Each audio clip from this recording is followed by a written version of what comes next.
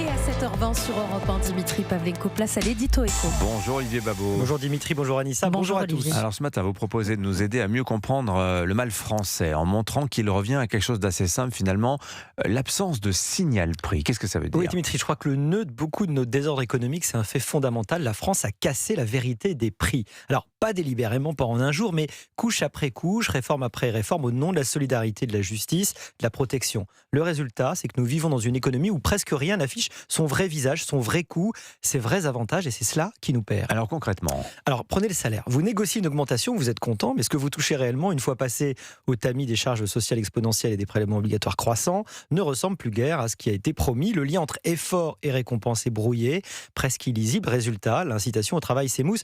Pourquoi se battre pour 10 points de plus si vous n'en voyez que 3 ? et c'est pareil pour la retraite. Alors c'est encore plus opaque, si vous cotisez toute votre vie, des sommes considérables sans jamais avoir vu juste que ce placement vous rapportera vraiment, ni même si le système sera encore solide quand viendra votre tour. Tout est fait pour que le rapport entre cotisation et pension soit impénétrable. On cotise dans le brouillard par obligation, en espérant. Et la santé, l'éducation. Alors voilà, c'est là que le mécanisme est plus redoutable dans la santé et dans l'éducation. Mais quand vous allez chez le médecin, vous ne payez presque rien. Quand vos enfants vont à l'école, c'est gratuit. Ce sont des mots entre guillemets, bien sûr, parce que quelqu'un paye quelque part sous une forme ou une autre. Mais comme ce quelqu'un, c'est un collectif diffus, comme la facture ne vous parvient jamais directement, vous n'avez aucun signal de la valeur réelle de ce que vous consommez. Quand on ne perçoit pas le coût d'une chose, on la ménage pas, on la questionne pas et on l'optimise pas. Et vous dites que ça dérègle les comportements. Mais oui, c'est un résultat économique élémentaire. Les prix sont le langage de l'économie. Ce sont eux qui transmettent l'information, qui orientent les choix et disciplinent la demande.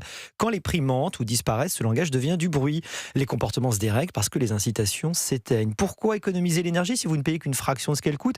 Pourquoi avoir scrupule, abuser de soins médicaux si c'est remboursé de toute façon ? Chez nous, tout est subventionné, écrété, péréqué. On a élevé chaque Français dans l'espoir d'être le gagnant de la grande machine à redistribuer, mais finalement, il soupçonne en permanence, même quand c'est pas du tout le cas, d'être le dindon de la farce redistributive. Et y a-t-il des garde-fous ? Alors, dans un système de prix honnête, le garde-fou, c'est le coût en fait. Il vous dit attention, tu vas trop loin, ça en vaut la peine. La franchise dans les assurances, ça sert à ça. Quand ce signal disparaît, les garde-fous disparaissent avec lui. Ce qui reste, c'est la régulation administrative, la file d'attente, le rationnement par la bureaucratie, souvent la pénurie, moins efficace, moins juste, infiniment plus coûteux pour tout le monde. La France n'a pas besoin de plus de protection contre les prix, elle a besoin fondamentalement de retrouver le courage de les laisser dire la vérité. Tiens, je vous invite à installer l'application Carte Vitale dans votre téléphone. Ah Comme oui, j'ai ça, pas fait encore, tiens, quand ça. vous irez à la pharmacie, vous saurez exactement combien coûtent les médicaments que vous ne payez pas. C'est un très bon exercice. Voilà, signal prix, vous disiez. Ouais, exactement. Signature Europe 1, Olivier Bonne journée. Babot. Merci Olivier.